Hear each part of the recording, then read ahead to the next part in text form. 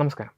പ്രപഞ്ചത്തിൻ്റെ ഉത്ഭവം മുതൽ ശാസ്ത്രലോകത്തിന് വലിയൊരു പ്രഹേളികയും മാറിയ വിഷയമാണ് അതിഭീമൻ തമോഗർത്തങ്ങൾ അഥവാ സൂപ്പർ മാസീവ് ബ്ലാക്ക് ഹോൾസ്. പ്രപഞ്ചത്തിൻ്റെ പ്രാരംഭകാലത്ത്, അതായത് മഹാവിസ്ഫോടനം നടന്ന് 1 ബില്യൺ വർഷങ്ങൾക്കുള്ളിൽ തന്നെ സൂര്യൻ്റെ പിണ്ഡത്തേക്കാൾ 100 കോടി മടങ്ങ് വലിപ്പമുള്ള ഇത്തരം തമോഗർത്തങ്ങൾ എങ്ങനെ രൂപപ്പെട്ടു എന്നത് ഇന്നും ശാസ്ത്രജ്ഞരെ അമ്പരപ്പിക്കുന്ന വസ്തുതയാണ്. സാധാരണഗതിയിൽ നക്ഷത്രങ്ങളുടെ തകർച്ചയുടെ രൂപം കൊള്ളുന്ന ഒരു തമോഗർത്തം വലുതാകാൻ ദീർഘകാലം വേണ്ടിവരും. എന്നാൽ ആദിമ പ്രപഞ്ചത്തിൽ അത്രയും ചുരുങ്ങിയ സമയത്തിനുള്ളിൽ ഇത്രയും വലിയൊരു പിണ്ഡം കൈവരിക്കാൻ അവയ്ക്ക് എങ്ങനെ സാധിച്ചു എന്നത് നിലവിലെ ഭൗതികശാസ്ത്ര തത്വങ്ങൾ വെച്ച് വിശദീകരിക്കാൻ പ്രയാസമാണ്. ഈ വിചിത്രമായ പ്രതിഭാസത്തിന് പിന്നിൽ ഇന്ന് വരെ തിരിച്ചറിയാത്ത ഏതെങ്കിലും അജ്ഞാത ശക്തി ഉണ്ടാകാമെന്ന നിഗമനത്തിലാണ് ഇപ്പോൾ ശാസ്ത്രലോകം എത്തി നിൽക്കുന്നത്.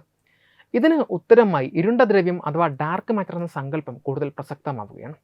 ഇതുമായി ബന്ധപ്പെട്ട് IOP സയൻസ് പ്രസിദ്ധീകരിച്ച directed collapse black hole candidates from D sky in dark matter എന്ന പഠനം വളരെ സുപ്രധാനമായൊരു പുതിയ വഴിയിലാണ് തുറന്നു കൊടുക്കുന്നത്. പ്രപഞ്ചത്തിലെ ദ്രവ്യത്തിൻ്റെ വലിയൊരു ഭാഗവും ഇരുണ്ട ദ്രവ്യമാണ്. പ്രകാശത്തെ പുറത്തുവിടുകയോ പ്രതിഫലിപ്പിക്കുകയോ ചെയ്യാത്തതിനാൽ ഇവയെ നേരിട്ട് കാണാൻ സാധിക്കില്ലെങ്കിലും മറ്റ് ദ്രവ്യങ്ങളിൽ അവ ചെലുത്തുന്ന ഗുരുത്വാകർഷണ ബലത്തിലൂടെയാണ് ഇവയുടെ അസ്തിത്വം നമ്മൾ മനസ്സിലാക്കുന്നത്. ശാസ്ത്രജ്ഞർ ഇപ്പോൾ ഈ ഇരുണ്ട ദ്രവ്യത്തിൻ്റെ സ്വഭാവത്തെ പുതിയൊരു രീതിയിലാണ് വിശകലനം ചെയ്യുന്നത്. ഇരുണ്ട ദ്രവ്യത്തിൻ്റെ കണങ്ങൾ കാലക്രമേണ ഊർജം പുറത്തുവിടുന്നതിനെയാണ് ഡീകേ അഥവാ വിഘടനമായി കണക്കാക്കുന്നത്. ഓരോ കണവും വളരെ ചെറിയ അളവിൽ മാത്രമേ ഊർജം പുറത്തുവിടുന്നുള്ളൂ എങ്കിലും അവയുടെ ആകെത്തുക ആദിമ പ്രപഞ്ചത്തിൻ്റെ ഘടനയിൽ വലിയ മാറ്റങ്ങൾ സൃഷ്ടിച്ചിട്ടുണ്ടാകാമെന്നാണ് ശാസ്ത്രജ്ഞർ കരുതുന്നത്. സാധാരണയായി നക്ഷത്രങ്ങളുടെ രൂപീകരണം നടക്കുന്നത് വാതക മേഘങ്ങൾ തണുത്ത് ചെറിയ ഭാഗങ്ങളായി വിഘടിക്കുമ്പോഴാണ്. ഈ പ്രക്രിയയിലൂടെയാണ് നക്ഷത്രങ്ങൾ ജനിക്കുന്നത്. എന്നാൽ ഇരുണ്ട ദ്രവ്യത്തിൻ്റെ വിഘടനം വഴി പുറത്തു വരുന്ന ഊർജം ഈ വാതക മേഘങ്ങളിൽ അല്പം ചൂട് നിലനിർത്തുവാൻ സഹായിക്കുന്നു. ഈ താപനില വാതക മേഘങ്ങൾ വിഘടിക്കാതെ സംരക്ഷിക്കുന്നു. ഫലമായി വാതകങ്ങൾ നക്ഷത്രങ്ങളായി മാറുന്നതിന് പകരം നേരിട്ട് തമോഗർത്തങ്ങളിലേക്ക് ചുരുങ്ങുന്നു. ഇതിനെയാണ് ഡയറക്റ്റഡ് കൊളാപ്സ് അഥവാ നേരിട്ടുള്ള തകർച്ച എന്ന് വിളിക്കുന്നത്. ഇങ്ങനെ സംഭവിക്കുമ്പോൾ നക്ഷത്രങ്ങളുടെ ഉത്ഭവത്തിന് പകരം നേരിട്ട് അതിഭീമൻ തമോഗർത്തങ്ങൾ രൂപം കൊള്ളുന്നു. ഇരുണ്ട ദ്രവ്യത്തിൻ്റെ കണങ്ങൾ 24 മുതൽ 27 ഇലക്ട്രോൺ വോൾട്ട് വരെ പിണ്ഡം ഉണ്ട് എങ്കിൽ ഈ പ്രക്രിയ സാധ്യമാകുമെന്നാണ് ശാസ്ത്രീയ പഠനങ്ങൾ സൂചിപ്പിക്കുന്നത്. ഈ കണ്ടെത്തലുകൾക്ക് വലിയ ഊർജ്ജം നൽകിയത് ജെയിംസ് വെബ് ബഹിരാകാശ ദൂരദർശിനിയാണ്. പ്രപഞ്ചത്തിൻ്റെ ആദിമകാലത്തെക്കുറിച്ച് പഠിക്കാൻ ഈ ദൂരദർശിനി പകർത്തിയ ചിത്രങ്ങളും വിവരങ്ങളും അത്ഭുതകരമായിരുന്നു. നാം പ്രതീക്ഷിച്ചതിലും വളരെ വേഗത്തിൽ വളർന്ന തമോഗർത്തങ്ങളെയും ഗാലക്സികളെയും ദൂരദർശിനി കണ്ടെത്തി. ഇത് പ്രപഞ്ചത്തിൻ്റെ ഉത്ഭവത്തെക്കുറിച്ചുള്ള നമ്മുടെ നിലവിലെ സിദ്ധാന്തങ്ങളെ തന്നെ ചോദ്യം ചെയ്യുന്ന ഒന്നാണ്. നേരത്തെ വിശ്വസിച്ചിരുന്നത് ഇത്തരം തമോഗർത്തങ്ങൾ രൂപപ്പെടാൻ വളരെ അപൂർവമായ സാഹചര്യങ്ങൾ വേണം എന്നതാണ്. ഉദാഹരണത്തിന്, തമോഗർത്തത്തിന് ചുറ്റുമുള്ള നക്ഷത്രങ്ങൾ അതിതീവ്രമായ വികിരണങ്ങൾ പുറപ്പെടുവിക്കണമെന്നും അത് വാതക മേഘങ്ങളെ ബാധിക്കണമെന്നും കരുതിയിരുന്നു.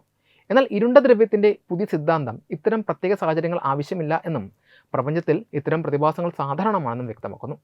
ഈ പഠനത്തിലെ ഏറ്റവും ശ്രദ്ധേയമായ കാര്യം ഊർജ്ജത്തിൻ്റെ അളവല്ല, മറിച്ച് അതിൻ്റെ പ്രഭാവമാണ്. ഇരുണ്ട ദ്രവ്യകണങ്ങൾ പുറത്തുവിടുന്ന ഊർജ്ജം വളരെ കുറവാണ് എങ്കിലും വിശാലമായ പ്രപഞ്ചത്തിൻ്റെ പശ്ചാത്തലത്തിൽ അതിൻ്റെ ആകെ സ്വാധീനം വളരെ വലുതാണ്. ആദിമ പ്രപഞ്ചത്തിലെ വാതകമേഘങ്ങൾ വളരെ അസ്ഥിരമായ അവസ്ഥയിലായിരുന്നു. ചൂടും തണുപ്പും തമ്മിലുള്ള നേരിയ വ്യത്യാസം പോലും നക്ഷത്രങ്ങൾ രൂപപ്പെടുമോ അതോ തമോഗർത്തങ്ങൾ ഉണ്ടാകുമോ എന്ന് നിർണ്ണയിക്കുന്നതിൽ വലിയ പങ്ക് വഹിച്ചു. ചുരുക്കത്തിൽ, ഈ പ്രപഞ്ചത്തിൻ്റെ തുടക്കകാലം ഇരുണ്ട ദ്രവ്യത്തിൻ്റെ പ്രവർത്തനങ്ങൾ തിരിച്ചറിയാനുള്ള ഒരു പ്രകൃതിദത്തമായ ലബോറട്ടറി പോലെയായിരുന്നു എന്ന് തന്നെ പറയാം. എങ്കിലും ഈ സിദ്ധാന്തം ഇപ്പോഴും പ്രാരംഭഘട്ടത്തിൽ മാത്രമാണ്. ഇരുണ്ട ദ്രവ്യത്തിൻ്റെ വിഘടനം മൂലമാണ് തമോഗർത്തങ്ങൾ ഉണ്ടായതെന്ന് പൂർണ്ണമായും സ്ഥിരീകരിക്കുവാൻ ഇനിയും കൂടുതൽ നിരീക്ഷണങ്ങളും ഗണിതശാസ്ത്രപരമായ തെളിവുകളും ആവശ്യമാണ്. നിലവിൽ വൻകിട തമോഗർത്തങ്ങളുടെ അസ്തിത്വം നിലവിലെ ശാസ്ത്ര സിദ്ധാന്തങ്ങൾക്ക് വലിയൊരു വെല്ലുവിളിയാണ് ഉയർത്തുന്നത്. എന്തായാലും ഈ പുതിയ പഠനം പ്രപഞ്ചത്തിൻ്റെ ചരിത്രത്തെക്കുറിച്ചുള്ള നമ്മുടെ ധാരണകളെ തിരുത്തി എഴുതാൻ പ്രാപ്തമായതാണ്.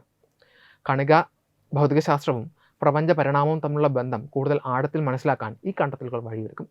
അജ്ഞാതമായ പ്രപഞ്ച രഹസ്യങ്ങളിലേക്ക് വെളിച്ചം വീശുന്ന ഇത്തരം പുതിയ നിരീക്ഷണങ്ങൾ വരും കാലങ്ങളിൽ ശാസ്ത്രലോകത്തിന് കൂടുതൽ ദിശാബോധം നൽകുമെന്ന കാര്യത്തിൽ സംശയമില്ല.